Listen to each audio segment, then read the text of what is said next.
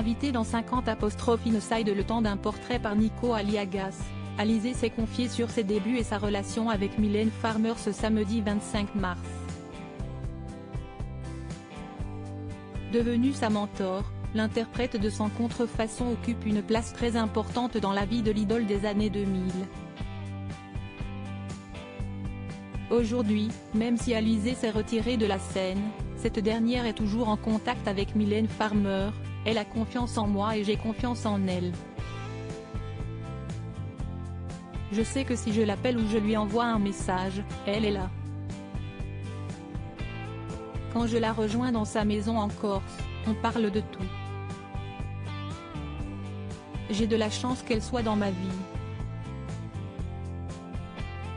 Il faut dire que les deux chanteuses se connaissent depuis de nombreuses années. Alizée était âgée de seulement 16 ans lorsque Mylène Farmer l'a repérée à l'antenne de l'émission Graines de Star. Venue pour s'amuser, la jeune femme n'imaginait pas que sa carrière prendrait un tel tournant. Après son passage dans l'émission, la diva rousse et son compositeur Laurent Boutonnat la contactent et lui proposent d'enregistrer Moi. Lolita. Le titre sorti en 2000 propulsera Alizée au rang de star. Devenu un tube, le single s'écoulera à plus de 1,2 million d'exemplaires en France et près de 3 millions dans le monde. Une aubaine pour la jeune chanteuse qui a vu en son succès l'opportunité de prendre son envol. Supérieure à Louane, Alizée.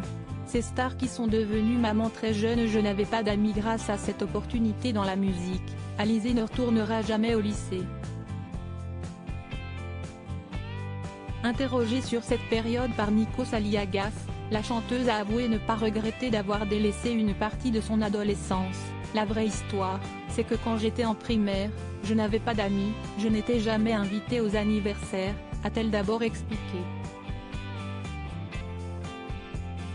Avant de poursuivre, j'avais des lunettes, ce n'était pas du harcèlement scolaire, mais c'était les prémices. Quand j'ai commencé à chanter, c'était une échappatoire et je me disais, ça y est, toutes ces embrouilles de gosses et d'ados, je vais enfin travailler avec des adultes et je ne vais plus avoir ça. En 2023, Alizée s'est retirée de la scène. Elle mène désormais une vie paisible avec ses 2 filles et son mari Grégoire Lyonnais en Corse, son lieu de naissance. Article écrit en collaboration avec 6 médias Crédit Photo, Nevespeak Sabaka.